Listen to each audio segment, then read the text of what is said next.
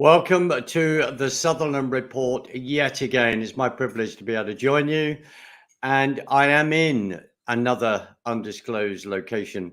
I think the phrase tonight will be, we are all in our undisclosed locations. Now, I'm going to bring on a friend of mine who's bringing on another friend of hers. And as I've titled it, Child Trafficking is Real. Let's have that discussion. One of the discussions out there has been that conspiracy theory has gone from 40 years to 6 hours to, in many times, down to 4 minutes. There's a lot going on in that world, and there's some very, very, very brave people fighting things to bring things to our attention. I am very grateful for that, as are others. But sometimes we have to have those difficult discussions because cognitive dissonance is real. People do not believe us. So that's why you bring the experts on to say. So here we go. We bring them on. Good evening. Well, I'd say good evening from my end, ladies. I hope you are well. T, is good to see you, my friend. And Dottie, it's a real privilege to meet you. So thank you very much indeed for joining me tonight. Really much appreciated. I'm honored to be here.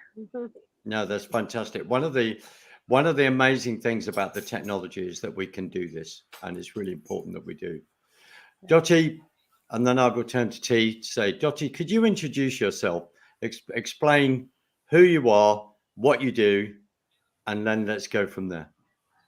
Okay, well, I guess first I'm a sixth generation Texan, and I rescue victims of human trafficking. I've done so for the past 20 years.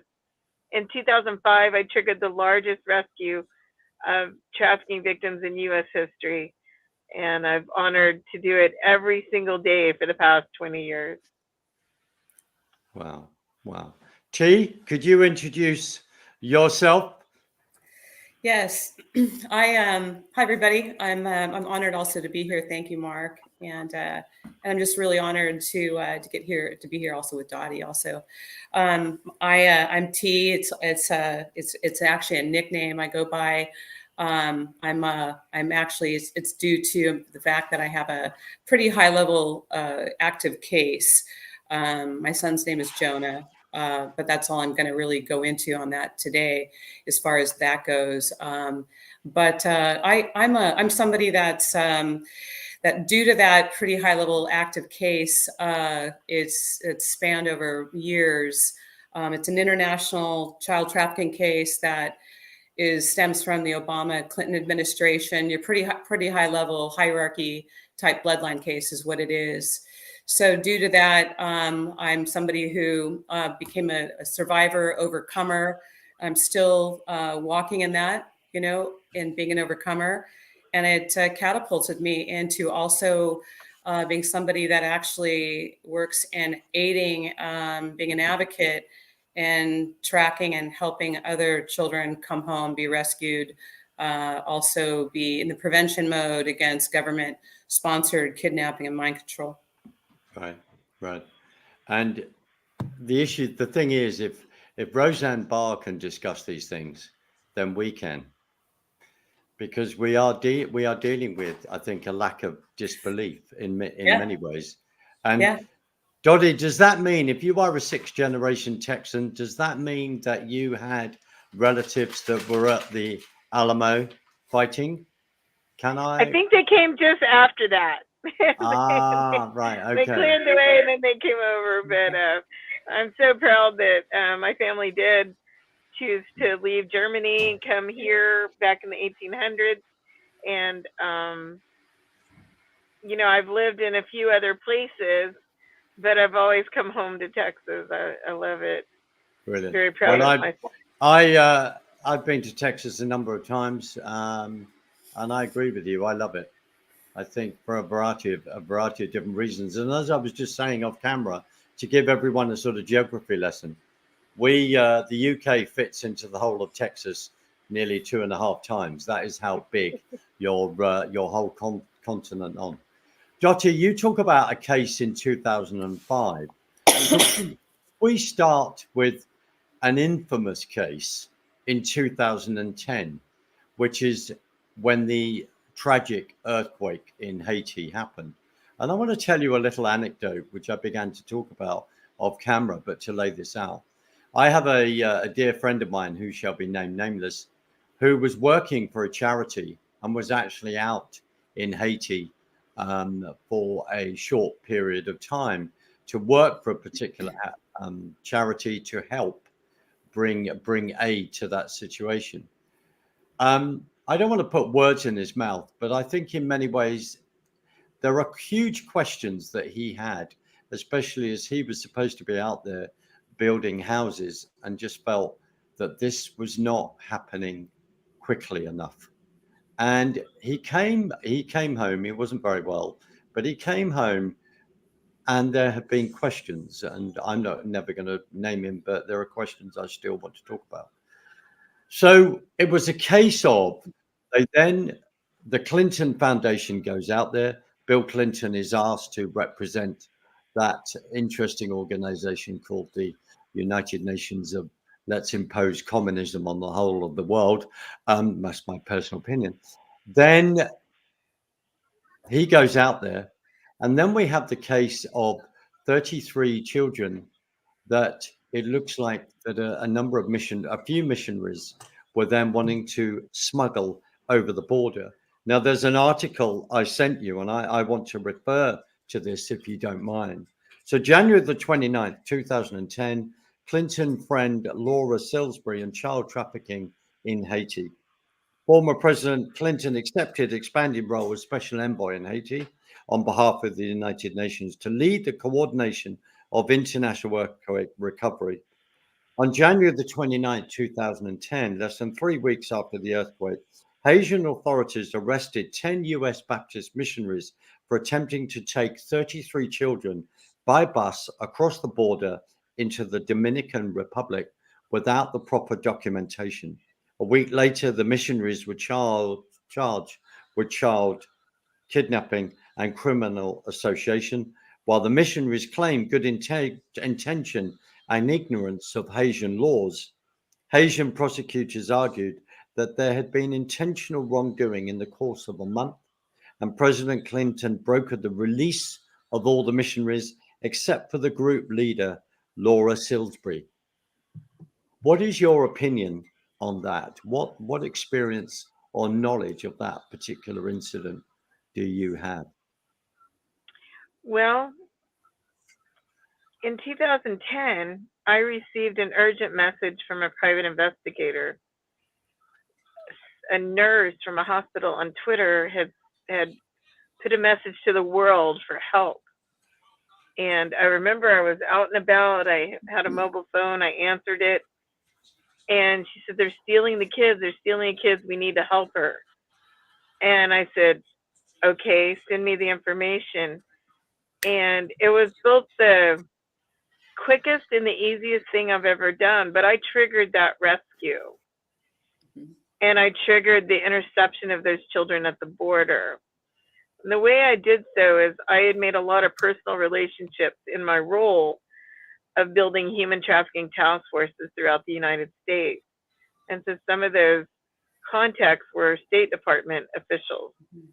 So I immediately got on the phone directly to someone in the State Department that I knew I could trust and shared the message with them. I still have the emails and the messages where I did so.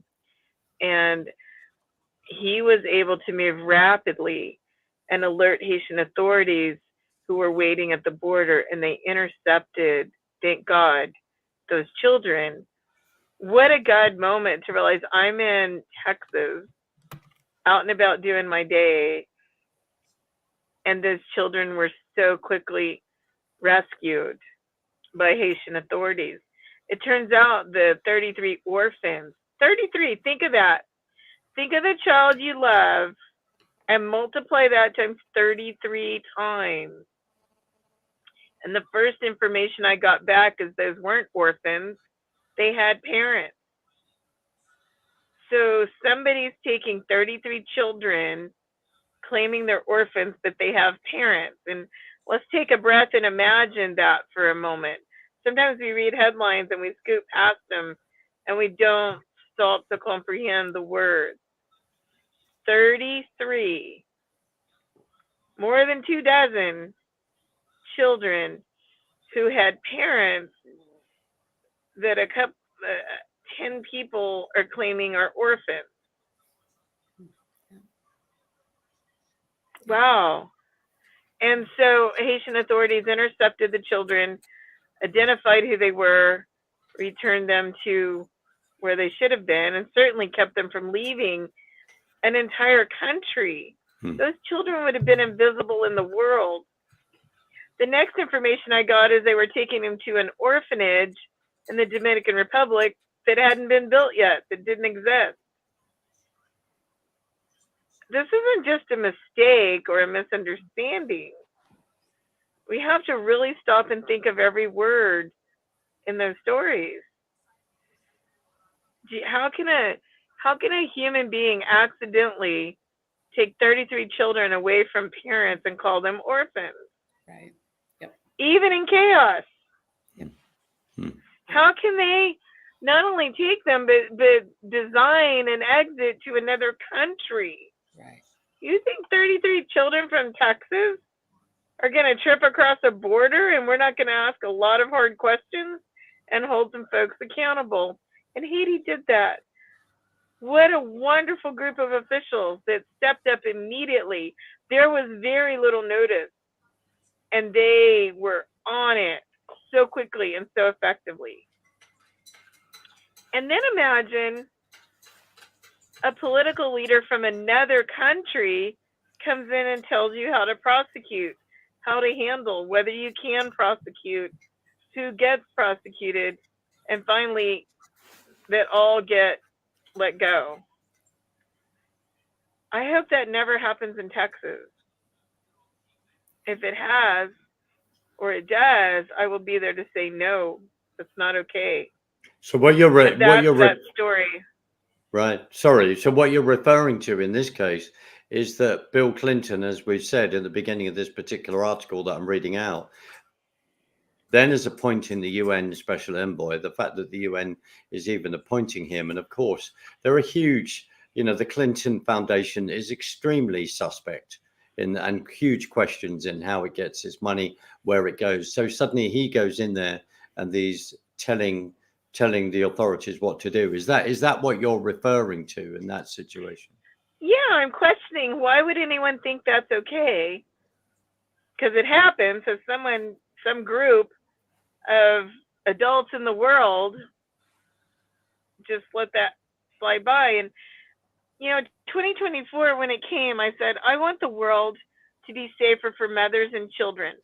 Of course, I want it safe for men and everybody with or without children. But could we at least start where children and mothers are protected as the special life that they are, and they're not? Think about our world right now. They're bait, they're targets, they're in trouble all the time because of outside forces, and this is no different example. Those children were not theirs to take, and saying they didn't understand policy and all that, well, that's you should. That's not an excuse. And so, and then finding they had families. Do you know, just imagine, again, back to who you love the most. If you don't know where they are and that they're okay, and there's been an earthquake, the terror that goes through their families is unforgivable. I work with missing families. Let me tell you, they don't eat, they don't sleep, they can't do any medical appointments or work or go to the doctor. So you can speak to this. There is no peace for a second. And it doesn't get better with time, it gets worse. So that is real harm that comes to multiple people, not even simply the 33 children. So anyhow, referring to that memory of that day, it's the easiest thing I've ever done. I didn't even know what that case meant at the time.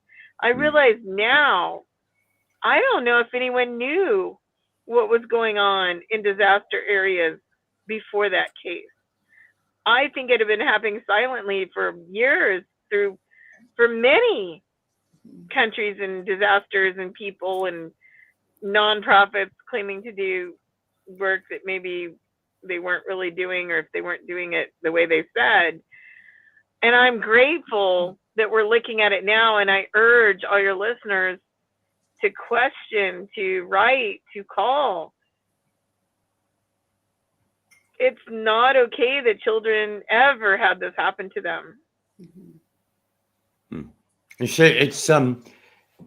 it's creating a discussion about a lot of issues, and I'll give you another little input on that. When a previous Prime Minister of ours, David Cameron, who suddenly come back as Foreign Secretary, which is another program in itself I won't bore you with, but unfortunately I'd have to be very, very controlled not to swear throughout the whole of the program, because it just makes me extremely furious, partly because it's linked. But when he was Prime Minister in the past, and I can't think of the date, he put a policy in that meant that in agreement with, of course, the UN pushing that forward, that countries would give 0.7% of their gross domestic product towards NGOs, basically, towards what they call charitable causes, which then is very open to abuse. But it then becomes the NGO massive lobbying group, if not employee and expansion of that. Because out of what happened in Haiti in 2010, there was then the investigation by Oxfam in regard to some of the behavior of their employees on the ground. And that is on an Oxfam website. I am not talking out of my rear end on that. That is out there. And also the implications in regard to how certain Oxfam workers and in regard to sexual abuse and all the rest. In other words, what I'm saying is that this NGO lobbying employment is another issue that is in the background, and you're right. Correct. in regard to that scandal.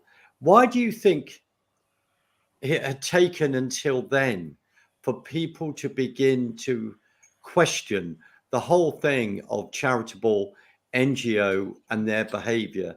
And also because it does in regard to UN soldiers in certain parts of the world, they'd also been abusing their power as well. Why has it taken I've so had long? A victim directly that I served that was trafficked for sex by a UN soldier throughout the world. Wow. So I can speak directly to that. It's definitely something we need to not let it happen. Whether it's one kid or all of them, it's our duty to not allow that to just because there's a nonprofit organization. You'll notice I don't have a nonprofit organization, even though I've been executive director and leaders of several. I didn't find that world allowed me to do what I need to do. And I didn't find that I was comfortable working under some of the leadership. And I think the reason it's allowed to continue is people want to feel comfortable that problem's being solved without getting themselves into the difficulties of solving it. I'm not trying to cast a judgment on people. I'm just saying that's my experience. Why do you feel that you couldn't work within that arena? I mean, if that's a question you don't want to ask, that's fair enough. But what structures did they have in place that you felt I can't work within these structures? Well, like that case I described, I moved really quick, rapidly, didn't need permission, didn't need to ask anybody. I was on my own at that time. And they're set up from immediately, the way you structure the boards and everything, to start to get off mission and to start to become bureaucratic and to start to become layered, where there's all these other things happening rather than what your mission was. And it's by design from the beginning. I'm not saying they're bad. Some are, some aren't. But you can't solve urgent problems by committee. You can't solve urgent problems by rules that hamstring your employees so much they can't really help the victim. And then when you get into the money, as soon as you get more money, there's more staff and expenses. And they all have this formula. Another podcast, I'll tell you the formula that makes it look like the big bloated ones are lean, and the ones that are a little, like actually doing the work, we look like we're bloated. And there's a whole formula that tilts in favor of the other ones. So I think it's real important to not just assume things are solved or handled, but we, the public, my favorite, we the people, my favorite phrase, need to own some responsibility for all this and use our super skills wherever they are. And we don't need permission or a title to save 33 children in Haiti. Right. I didn't need a position or a title. I knew it was wrong and I fixed it. And I fixed it with my contacts. I didn't go to someone else. And they were brilliant. And the Haitian authorities, who I never met, who I never knew, I would love someday to tell them how amazing they were, because they weren't bureaucratically bloated. They did their job.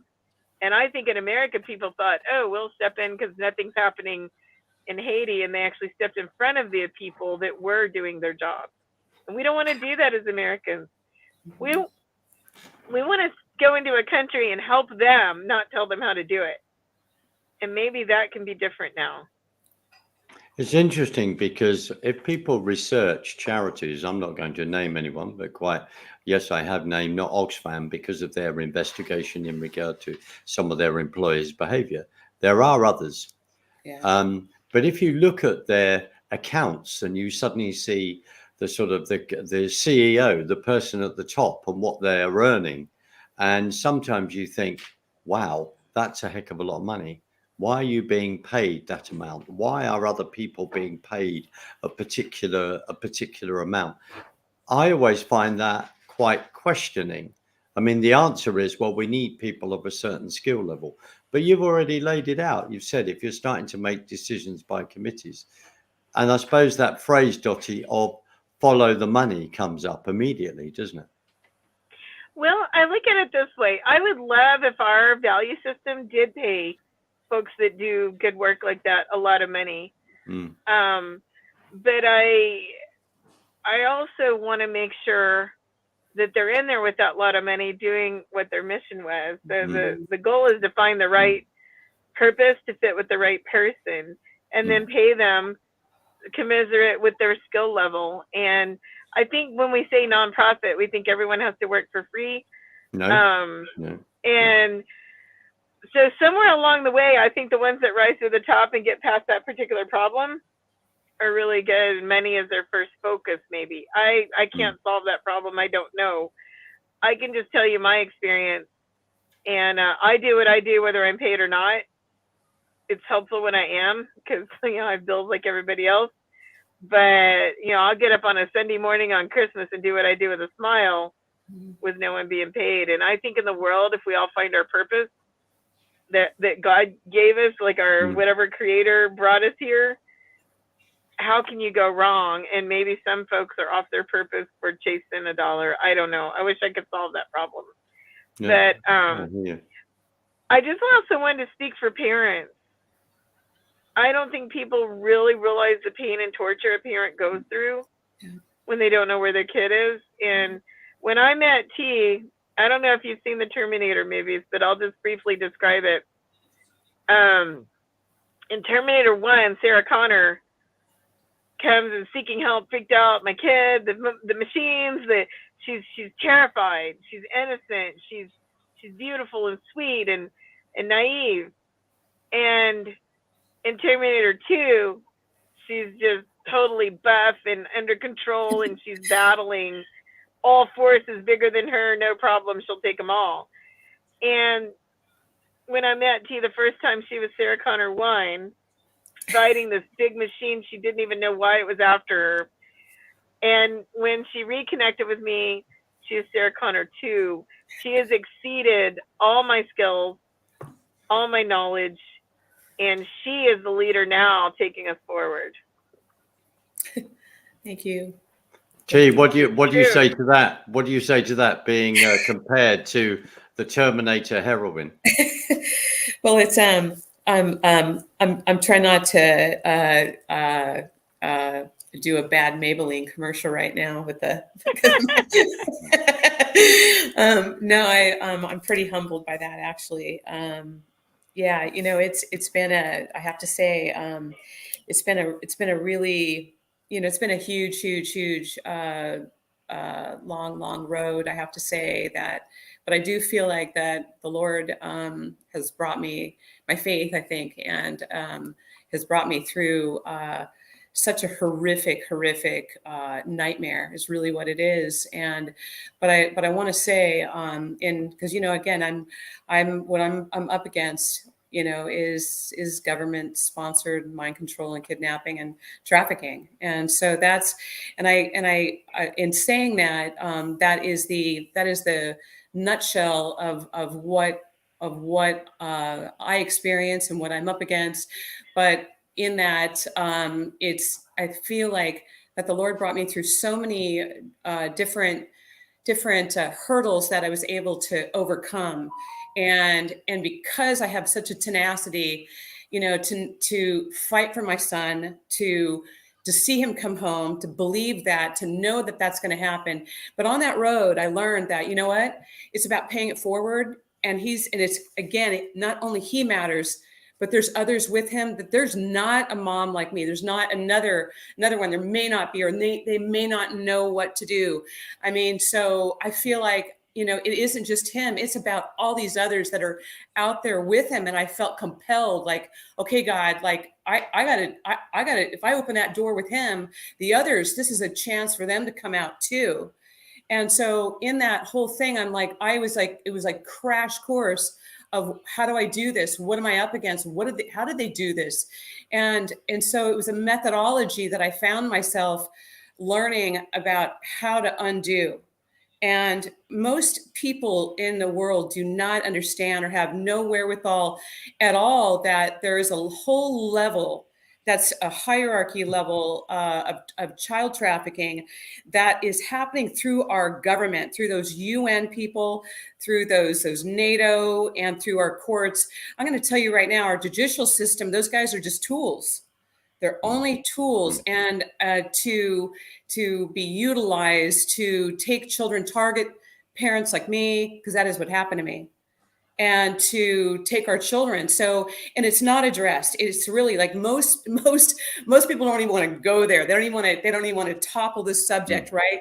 And so, and it got, by the way, I have a little history that a lot of these type of cases that are they're government sponsored kidnapping, the origination of those type of cases, by the way, are out of your country, the UK, just so you're aware, unfortunately. And so, and it trickled down, obviously, to, the Australia and the Oceania, to North America and all over the world, at this point. And so with that said, I found myself, with my experience, like God just put people in my path, and that were forensics, that were teaching me, that the law should be something, that the laws that are put in place should be followed. And they should work, okay, and they should work to empower people like Dottie and others, and God willing, and thank God, her, and there's like just a few good men and women out there, and then then the rest of us are up against those that you would never, it's a machine, and that you would never know is there, and until you start peeling back this onion. So in my situation, in this government sponsored kidnapping, in that I started to unravel like a whole methodology of not just a judicial system. It went higher to the next level. I mean, it went up to, like, I'm up against Kamala Harris. It went to that level. And then the next level, it was like, I thought, okay, we should be taking someone like that down. But again, there was hierarchy people. There's people in our structures of government around the world. Goes into the Clinton Foundation. So Obama administration, that's when my child went missing, and it went to somebody sitting right in the State Department that they just repackaged and gave a new name to. Laura Silsby became Laura Gaylor, and she was sitting right in the State Department.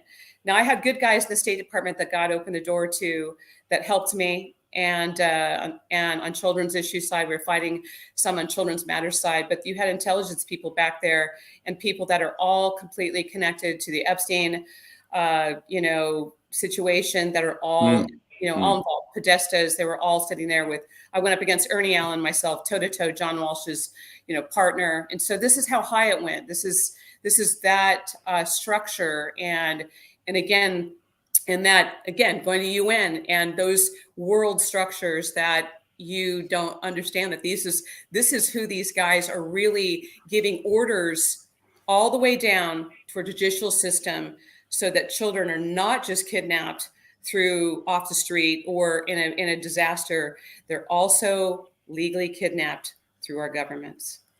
I want to ask the important question here, because, which may seem daft, and what you both said up to this point is amazing. Why is this child trafficking going on? There are spiritual elements to this, but why is this going on? I mean, we have that kind of thing, satanic ritual abuse, etc., that happens right around the world. Yes, over here, there's historic precedent. I know it may sound like a naive question. What is actually going on here? Well, I've had 20 years to ponder that question.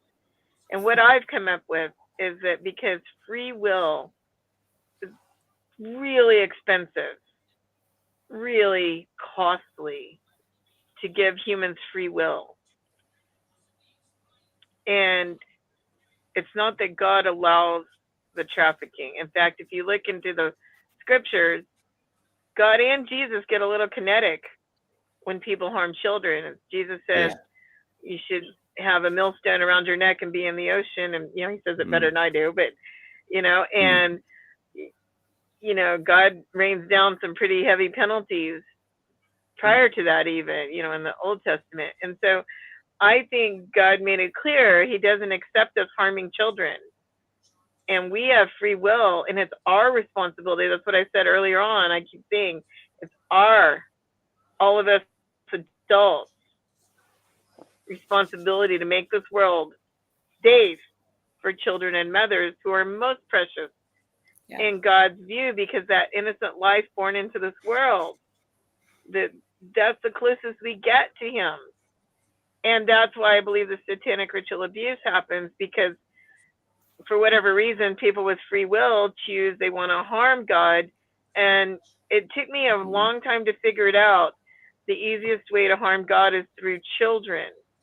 And so our children that we're responsible for, that are not being protected, it's not God doing it, it's humans. And we are not stopping them.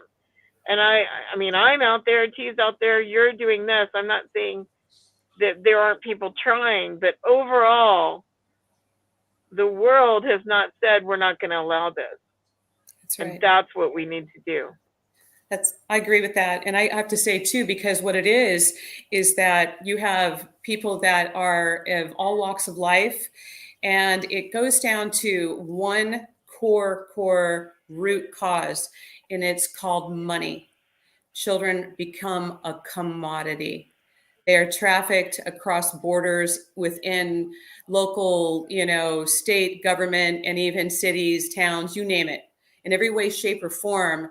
And again, it's all because they're trafficked. There's more money in trafficking a child and humans more than drugs themselves or running guns. Why is that? We should ask ourselves, why is that? Right. So they're being trafficked. It's like in the situation that happened in Haiti. So these 33 children, they take them over. They're trying to take them over the border in the Dominican Republic there. Then what would happen? They are given to other families for money, for adoption? What? I believe, and I can't know this, my opinion is that they were going to bring them to the U.S. because at that time, you could easily get from the Dominican Republic to the U.S. We had an agreement where it was easy to come and go. And it appeared to me no one would have known they existed, and they would have wound up here invisible. they were stopped, so we don't know, but that's my, my opinion after watching the case all these years. And so imagine you have 33 children that no one knows exist in the world at your disposal. And so I'm just grateful to know that those children aren't wherever they were meant to have been taken. The other thing is that you can research a New York Times article about the unaccompanied minors in the United States that have been found. Again, the government steps in as soon as they're identified and places them. And that article talks about them being placed in slaughterhouses and places like that where they were working. So there's sex trafficking, there's organ trafficking, there's labor trafficking. There's all kinds of ways to turn a human into a commodity. We can't know what was going to happen to those kids, but we can certainly guess and have a shudder of what was possible. I mean, that's why I'm asking the question, because I'm going, what? Yes, there's satanic ritual abuse. We're in the biggest spiritual battle of our lifetime. I passionately believe that. And Ephesians 6 says we're not fighting flesh and blood, but principalities and powers. And it's just knowing, what is behind this? Are you saying, right, you've got in there missionaries to say, we're taking these children, as I say, without repeating myself, would those children then be up for adoption? T, what do you think? Well, I don't know. Let me just step. I don't know that the adoption would be necessary, or would it really be an adoption, because I don't know who would know they were here. Right. So, and the other thing is, I don't think all the missionaries understood. I think as I watched the case shake out, the Haitian authorities let those missionaries go early because they believed they had been duped. They didn't understand what they were doing. And they put the blame more squarely on Silsby for orchestrating it, and maybe one other person, I can't remember. But most of them didn't know they were duped into helping commit a crime that they weren't aware they were committing, is the way the Haitian authorities described it, if my memory is correct. Yeah. Did Silsby go on to represent the organization, what they call a red alert? Suddenly a red alert goes off in states to warn that a child has gone missing. Did she then get tell you about that? Yeah, go on. Did she get into that? Go T. Yeah, she did. So again, what these people do is just repackage people, because she was working for the Clinton Foundation. And again, I have firsthand knowledge, because my child was a black market adoption. So that she was involved with missing, exploited children. They gave her an AKA, and instead of, now she's Laura Gaylor. Okay. And so they just repackaged her again. And again, I'm telling you, this is all the way to the Epstein Island. I mean, my own child, again, this was a methodology. They take them through the courts. It's a process. My child was also, it's an SRA situation, satanic ritual abuse, where the children like that, you're talking about, like when I got targeted, it goes into different lineages. Bloodline, it means lineage is what it means. It's no different than you're buying a high bloodline horse. I hate to put it like that, but that's the best way to get have your viewers understand, why that would be important, what that would mean. Like, people spend, millions of dollars on a special breed, a special dog even. I mean, think about that for a minute. So now you have designer children, right? So it kind of falls in that line too, of your designer children, but there's people that actually are trafficking and targeting children. So you have people like the Laura Gaylor working under the Clinton Foundation, the Obama administration. These people are up under the John Kerry. So I want to make sure I mention that, because he was the one that made sure that my child went outside the country, deported him as a U.S. citizen, as though he, on his passport, said he wasn't a citizen of any country around the world. So this is the methodology I'm talking about. Okay. So let me say something real quick, just to clear that up, not to stop you, but you have to understand, I worked in unaccompanied minors. I helped immigrant children who were here for 6 years. I'm not an attorney, but the same as an attorney in that role. If there's a child here without one of their parents, we protect them with what's called a special juvenile immigrant visa. So just what she's saying about her son being deported is questionable at best, if not worse. Go ahead, T. Sorry, I want people to know that. We protect minors. Yeah, it's important because, and again, you could see like she's talking about this is the protocol that's really supposed to be in place. And so, I mean, again, if I didn't have at the time when I was working with the State Department, the Bureau of State, I mean, I had help going all the way to the passport police, and they were guiding me. I wouldn't have, there's no way, I mean, in God's green earth, I would know how to do any of that. What I did know how to do was I worked with federal forensic guys that knew how to bring it. That's the terminology, by the way. And they knew the protocol. They knew like what the steps were supposed to be. And so I was just basically trained up to learn how to extract that evidence. And I was very good. I'm still good at that. And so, which is why I'm in the position I'm in today, because I understand how that protocol goes. And then they taught me how the legal world is supposed to work. And instead we have people that instead of the laws that are put in place to protect those children and parents like myself, they are violating the law they're just they're violating the law in general. There's a terminology for that they pretend that they are following protocol, but really they're thwarting it is what they're really doing. So again, you had all of these things put in place to protect children from leaving the country. You have Interpol, you have areas like that. And again, these were all thwarted. And so they were covered up because you have layers of people involved in child trafficking that are in power.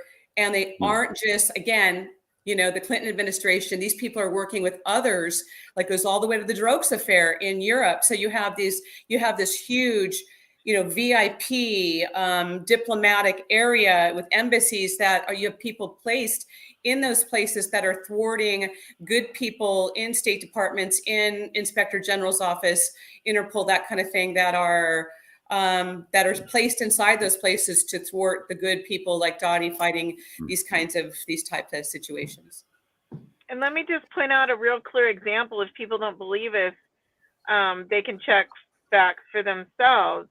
In the Jeffrey Epstein case, the first time he was arrested and prosecuted, the assistant U.S. attorney who signed the plea deal, silencing all the victims, any future people who could be prosecuted, and allowing Epstein to go to work during the day and sleep at night. Alex Acosta, he trained me before that on human trafficking. So I used to call him for help. He was the go-to guy in the prosecutor's office, which is the U.S. attorney, federal prosecutors for trafficking. So he knew what allowing Epstein to have that agreement meant. He told a story in the training of a little girl in paper towels and how horrible. She had her teddy bear next to the paper towels while being raped, and he gets almost teary-eyed when he tells it about how horrible sex trafficking is. And after he made that film is when he signed the agreement to let Epstein walk and to silence those victims. So fact check that yourself if you don't believe it, and then ask yourself, how was that possible? Are you referring to that situation in Florida? Was Acosta down in Florida? Was it down Correct. in Florida? Yeah. Yes. Yeah. Yes. That's Without the problem. him, Epstein, in the U.S., if a minor is 14 or under involved in sex trafficking, everyone involved, I mean, the pilot, whoever served him food, whoever transported him, whoever bought them, could face a life sentence, each count. And there was a child of that age, and I saw no life sentences. So in the Silby case, then, because it was raised, I mean, there are WikiLeaks, aren't there? Her name then I think appeared in the WikiLeaks and all the rest, as the article refers to. So what was her relationship with the Clinton Foundation then, T? What is her relationship there? She was employed. She was employed by them, and then again, you know, they utilized her. If you remember, Hillary Clinton was at one point in time a Secretary of State, and Mm. so again, so they utilized her by putting her in with missing exploited children. And so again, there was missing exploited children is really people. I mean, this is hard, I know, for a lot of people to really understand. Again, I'm going to go into methodology again, because it's almost like you got a twofold situation. One side is made to appear like they're helping victims and as though they're, you know, like my child was on missing exploited children, the whole wall at one point in time with the case.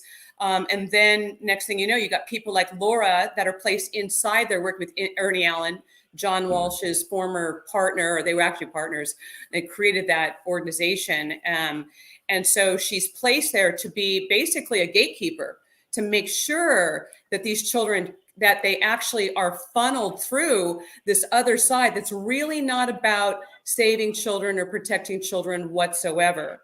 So in my role, like I was catapulted into, the next type of methodology is those front organizations, those front government NGOs that are not really saving children, that go like around the world, that are connected to UN, UNICEF. I could go on, and I know it's hard to name some of those, but I think a lot of digs and exposure has been really out there showing that there's so many fronts that are going on, that with the intelligence world, the CIA finders. Yeah. I mean, that's kind of out there known now, that these guys are trafficking children, utilizing the people that are placed inside those organizations to make sure that those children literally are trafficked, and they protect the people that are in this layered governmental positions is what it is. They're violating the law to enforce the law.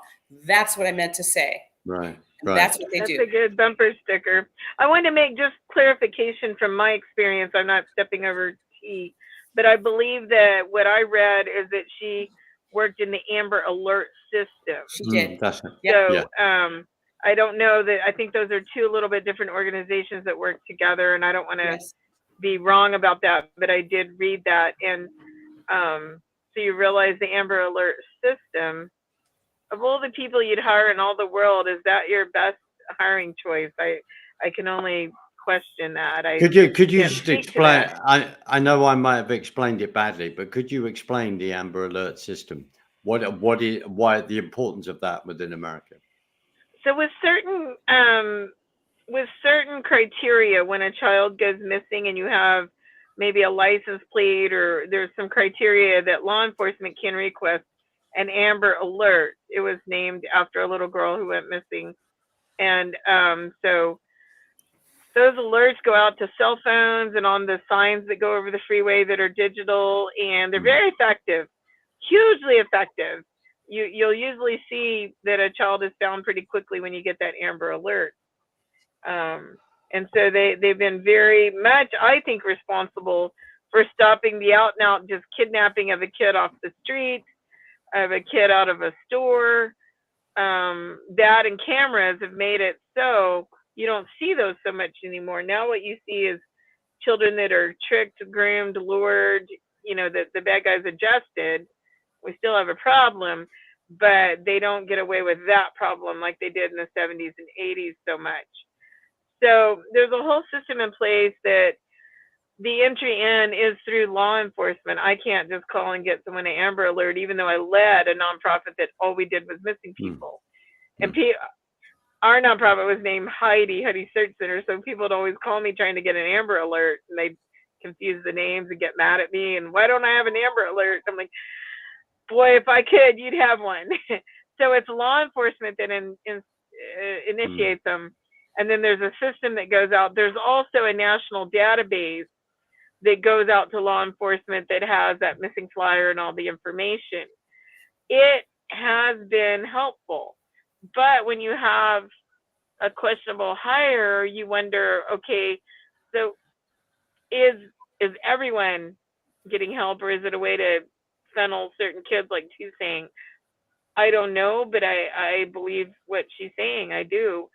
It go back to the experience with the U.S. attorney the assistant U.S. attorney who trained on the laws for human trafficking that suddenly thought some sort of semi-jail probation was acceptable when a life sentence probably would have been the punishment.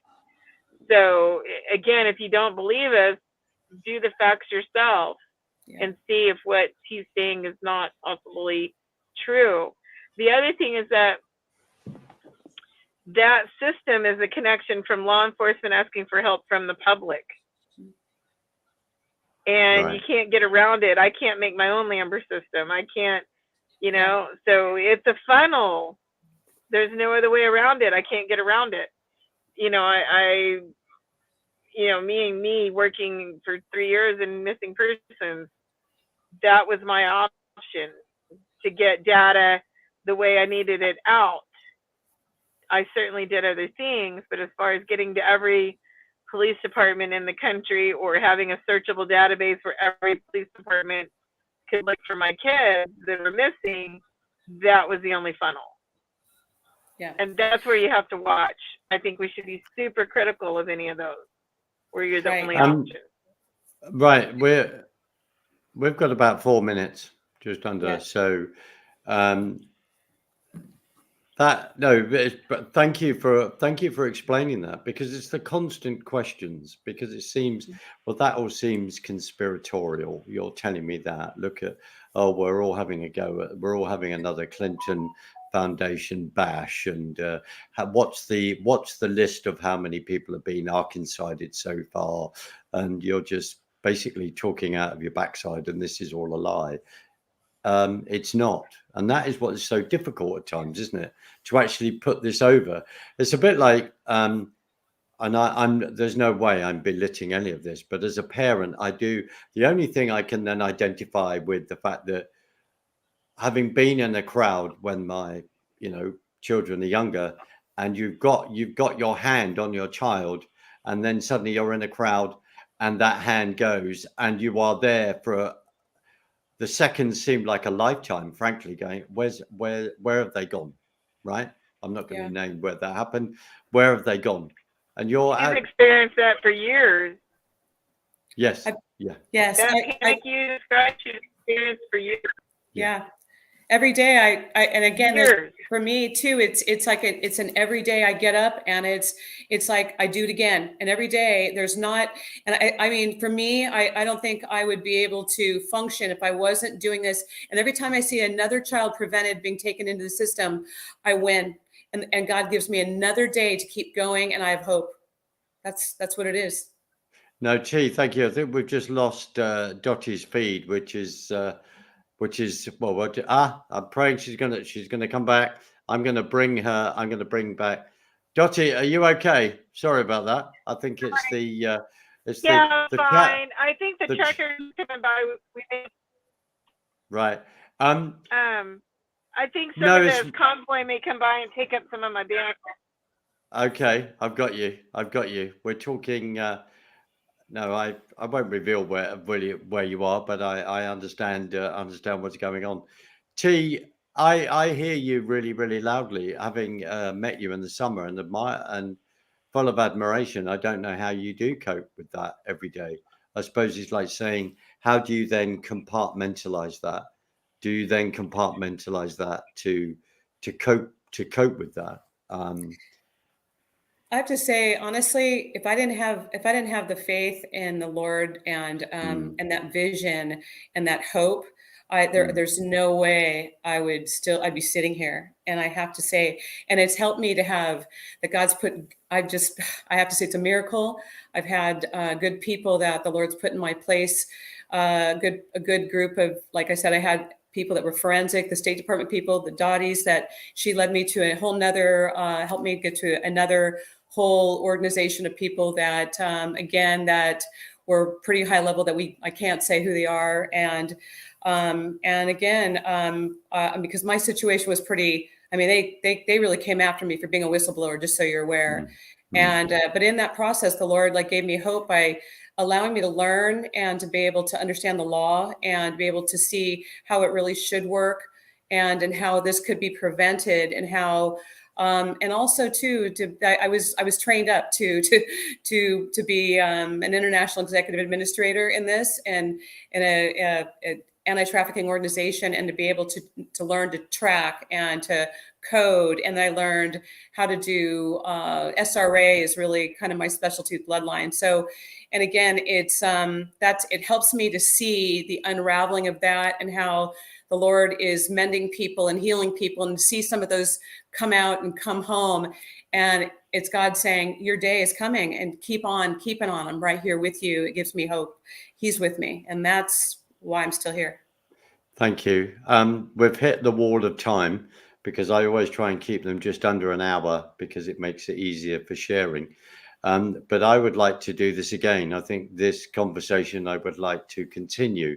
There's a number of things to get into, especially we can also then take a segue and discuss various things that are happening in Texas, et cetera, et cetera. That would be amazing. And I just want to encourage everyone that eventually will see this, because I'm then coming against the shadow banning narrative, which I will then work hard to get around. But keep these dear ladies in your prayers, and what they are doing. This is absolutely real. Sorry, I'd love Doti. to invite you. I'd love to invite your audience to subscribe to my newsletter. It's free. Go. It's on Substack. So Substack, Dottie, Dottie, Laster, Lasters, Laster apostrophe, Dottie Laster's traffic report. Right. And we have a fun time there, just educating. So Dottie Laster's traffic report on Substack. Come on over. We'd love to have you. Please. T, can you send me a link to that as well? Yes. Send me a link to that, because when Yes. I republish it, I'll make sure that information is in the bottom. Right. Can I just thank you from the bottom of my heart so much for joining me and taking and discussing this important subject. And the other thing I'd say to people eventually watch and listen, I'm very grateful. Please click subscribe, but also know that, I mean, T and I have met. There are, it's this whole thing that across the world, we all need to be encouraging each other in all that we are doing, and the battle that we are facing, because this is real. And I think the other thing is, on another time soon, I would like to discuss why people don't get this, particularly within the church, but that goes with a number of other issues. And I'm not just saying that to be controversial for controversial's sake, but things that, what people would call conspiracies are not conspiracies, as I've said, they are real. Thank you very much for joining me. I'm very honored to do that. And I hope, Dottie T, that you will come back so that we could do this again. Absolutely. Thank you. I'd love to. No, thank you. Please join me on the other side, and I'll then have the official goodbye off camera. But I'm going to end it. I'm going to end the program and just say thank you so much for joining me. And I'll just play us out. Speak to you soon.